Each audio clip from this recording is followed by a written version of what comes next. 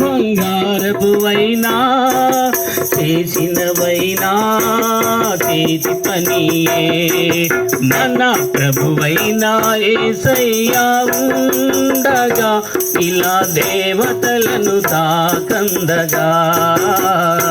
తోటివి వెండివి బంగారంవి మన ప్రభువైన యేసయ్య ఉండగా వీటిని చేసిన వారు మాయ విగ్రహములతో నింపబడిన వారు.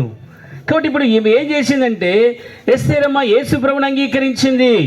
యేసు ప్రభు అని పిలిచిన వారికి మోక్షమును కలుగజేస్తున్నాడు దేవుడు, నిత్య రాజ్యాన్ని సిద్ధపరిచాడు. అయ్యా అమ్మా, ఈ 11 గంటల సమయంలో, ఈ మధ్యాహ్న సమయంలో దేవుడు నీతో నాతో మాట్లాడుతున్నాడు.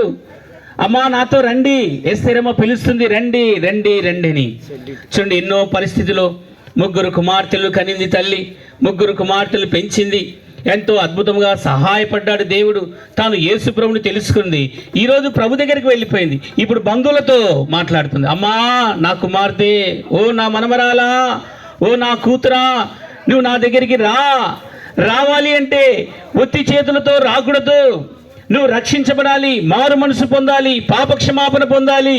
ఈ లోకములో ఎన్నో రకాలైనటువంటి పూజ పునస్కారాలతో విఘ్న వైద్యాలతో జీవిస్తూ వచ్చింది. ఏ రోజైతే యేసుప్రభుని తెలుసుకుందో ఆ పూజ పునస్కారం అని వదులుకొని యేసుప్రభే దేవుడని సత్యము కోసం నిలబడింది. ఈరోజు నేను కూడా దేవుడు అడుగుతున్నాడు. ఈరోజు యేసుప్రభుని నమ్ముకోవాలంటే ఏదో బొట్టు తీసేయాలా, లేదా ఏదో మరి పుస్తలు తీసేయాలా, లేదా ఏవో తీసివేయాలని ప్రభు అడగడం లేదు. నీ హృదయం కావాలంటున్నాడు యేసుప్రభు. ఏమంటున్నాడు? హృదయం కావాలి. అమ్మా నీ బొట్టు అవసరం లేదు, నీ ఒక వస్తువులు అవసరం లేదు. దేవునికి ఏం కావాలి? నీ హృదయం. ఒకవేళ నీ హృదయంలోనికి యేసుప్రభు వచ్చిన తర్వాత దేవుడు నీతో మాట్లాడితే, దేవుని సంధిస్తే అప్పుడు అవి బయటికి వెళ్ళిపోతాయి. వెంటగానే రాగానే యేసుప్రభుని అంగీకరించగానే ఇవన్నీ తొలగిపోవాలంటే తొలగిపోవు. నీ హృదయం కావాలి దేవునికి. అందుకే దేవుడు అంటున్నాడు, హృదయం అనే వాకిలి యొద్ద నిలబడి నేను తలుపు తట్టుచున్నాను. ఈ మధ్యాహ్న సమయకాలంలో యేసుక్రీస్తు ప్రభువారు ఈ ఖమ్మం పట్టణములో ఈ నడిబొడ్డులో ఉండేటువంటి మీతో దేవుడు మాట్లాడుతున్నాడు.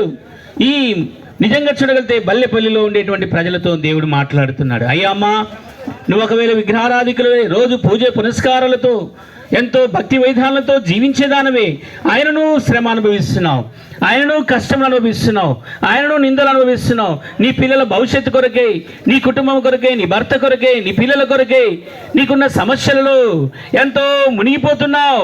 ఈరోజు ప్రభు అంటున్నాడు, రా, నేను వెళ్ళే స్థలంలోనికి నువ్వు రావాలంటే మారు మనసు, రక్షణ, పాపక్షమాపణ అవసరమై ఉన్నది. యేసు ప్రభును తెలుసుకోవడం అవసరమైంది. యేసు ప్రభు దేవునిగా అంగీకరించాలని ఇష్టమైనది. అమ్మా, ఒక హిందూ కుటుంబంలో నుంచి ఆ బిడ్డను దేవుడు తీసుకొని వచ్చాడు. దివ్యమైనటువంటి రక్షణ, దివ్యమైనటువంటి మారు మనసు, పాప క్షమాపణ దేవుడు ఇచ్చాడు.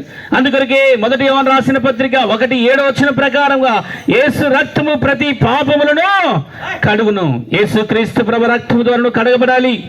అదే రోమా రాసిన పత్రిక 10:10 రాయబడింది, మనము మన నోటితో మన పాపములు ఒప్పుకున్న ఎడలా కాబట్టి రక్షణ కలుగుతుంది అని మాట రాయబడింది. నోటితో ఒప్పుకున్నప్పుడు రక్షణ వస్తుంది. అదే యాకోబు రాసిన పత్రిక 4:8 రాయబడింది, దేవుని యొద్దకు రండి, అప్పుడు ఆయన మీ యొద్దకు వచ్చును. దేవుని యొద్దకు వస్తే దేవుడు మీ యొద్దకు వస్తాడు. దేవుని యొద్దకు మీరు వస్తున్నారా? దేవుని యొద్దకు వస్తే దేవుడి మీ యొద్దకు వస్తాడు. అపోస్తుల కార్యం 4:12 ఆకాశము క్రింద భూమి పై భాగములో మనుషులు ఇవ్వబడిన ఏ నామమున రక్షణ లేదు, యేసు నామమునే రక్షణ ఉంది.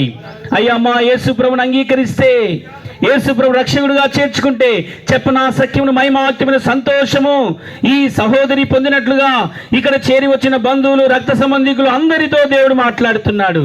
మనుషులందరూ ఒకేసారి మృతి పొందవలెను. ఈ లోకంలో మానవుడు కల్పించుకున్న పద్ధతుల్లో మానవుడు కొనసాగుతున్నాడు. దేవుని తెలుసుకొని సత్యాన్ని అనుసరించి యేసు ప్రభువా నేను పాపిని ఒప్పుకుంటే ఈ క్షణమే, ఇప్పుడే నీ పాపపు చీకటి బ్రతుకులు దేవుడు తొలగిస్తాడు. నీ ఇంటికి రక్షణ వస్తుంది, నీ కుటుంబానికి నెమ్మది వస్తుంది, నీ పిల్లలకు ఆశీర్వాదము. నీవు దేవుని అంగీకరిస్తే గొప్ప ధన్యత పొందగలవు. యేసు ప్రభుని వెంబడించిన వారికి ఆయన పునరుత్థానమునందు ఆయనతో కూడా కూర్చుండబెట్టుకునేటువంటి భాగ్యము ఇస్తానని దేవుని వాక్యం సెలవిస్తుంది. అయ్యా అమ్మా, ఇప్పుడే యేసును రక్షకుడుగా చేర్చుకును. పాపులను రక్షించడానికి యేసుక్రీస్తు ఈ లోకమునకు వచ్చిన వాక్యము నమ్మదగినదని, పూర్ణాంగీకారమును యోగ్యమైన దేవుని వాక్యం సెలవిస్తుంది. అయ్యా, ఎక్కడికి వెళ్ళాల్సిన అవసరం ఉన్న స్థలంలోనే ఈ భౌతిక కాయం దగ్గర మాట్లాడుతుంది. ఎస్తేరమ్మ మాట్లాడుతుంది, ఇదిగో నా బంధువులను తీసుకుపోవడానికి సిద్ధంగా ఉన్నారు. అయ్యా 2 మాటలు చెప్పు, అయ్యా 2 మాటలు చెప్పు. పరిశుద్ధాత్మ దేవుడు సంఘము ఎస్కోలు ప్రార్థన ముందర దేవుని యొక్క మందిరం ముందర ఆమెను ఇలా పరుండబెట్టాం. ఇక తీసుకెళ్తాము. ఆమె ఎప్పుడు మందిరంలోనికి రాదు, కానీ నిత్యత్వములో దేవునితో ఉండే స్థలంలోనికి ఆ బిడ్డ వెళ్ళిపోయింది. ఈరోజు నేను కూడా వెళ్ళాలి. ఆ బిడ్డ ఎంత ప్రశాంతంగా చూడండి. లోకములో చనిపోయిన వారి ముఖములో కళ ఉండదు. చూడండి, ఒకసారి ఎస్తేరమ్మ ముఖం చూడండి ఎట్లా మెరుస్తుందో, ఎలా దివ్యమైనటువంటి ముఖమో. ఆ ముఖములో కళ చూడండి. ఇది కేవలం దేవుని నమ్ముకున్న వారికి. కొందరు చనిపోతూ బిగించుకొని చనిపోతారు, కొందరు నాలుక బయటికి పెట్టి రకరకాలైనటువంటి మరణాలు చూస్తాం. కానీ ఆమె దివ్యమైన మరణం. దేవుడు తను పిలిచిన పిలుపు, దేవుడు తనకిచ్చిన రక్షణ, దేవుడు తనకిచ్చిన మారు మనసు, దేవుడు తనకిచ్చిన పాపక్షమాపణ, దేవుడు తనకిచ్చిన బంధువులు, దేవుడు తనకిచ్చినటువంటి సేవకులు, దేవుడు ఇచ్చిన బిడ్డల ద్వారా దేవుడు మాట్లాడుతున్నాడు. అయ్యా యేసు ప్రభువును అంగీకరించదు. ఇదే రక్షణ, ఇదే మారుమూలు. ఒక తృణీకరిస్తావా, నరకము, అగ్ని ఆరదు, పురుగు చావదు. యుగాయుగములో అగ్నిలో అబ్బా వేదన మంటలు ఆగ్ని తప్పించుకోవాలంటే యేసు ప్రభువును అంగీకరించండి.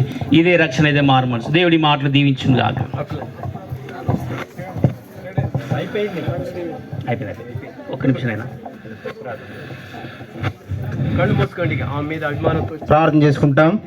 మహాపరిశుద్ధుడా, ప్రేమగల తండ్రి, మా నమ్మకమైన రాజా, మీ ఘనమైన శ్రేష్టమైన నామానికి మధ్యాహ్న కాల సమయంలో ప్రభా నీ దాసురాలు ఎస్తేరమ్మ ప్రభతను నైనా రక్షించి నేటి వరకు కూడా కాపాడి నేను అడిగిన ప్రభా నీ యొక్క నిత్య మహిమలోనికి తను నడిపించారు. మీ స్తోత్రాలు. ఈరోజు స్థాపన కార్యక్రమంలో నీ దాసుని కూడా నీ సాటిన మరుగుపరుచుకొని ప్రభా నీ యొక్క పరసమైనటువంటి ఆ యొక్క తండ్రి ప్రభావితమైనటువంటి మాటలు మాట్లాడడానికి ఇక్కడ చేరి వచ్చినటువంటి బంధువులకి, రక్త సంబంధులకి, ప్రభా శ్రేయభిలాసులకి అందరికి కూడా మీరు మీ దాసుడి ద్వారా ఇచ్చినటువంటి లేఖన భాగాలన్నిటి బట్టి కూడా స్తోత్రాలు.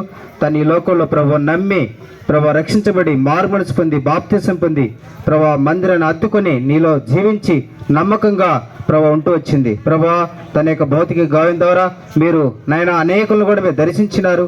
ఆమె సిద్ధపడి ప్రభా నీ రాజ్యానికి వెళుతూ వచ్చింది.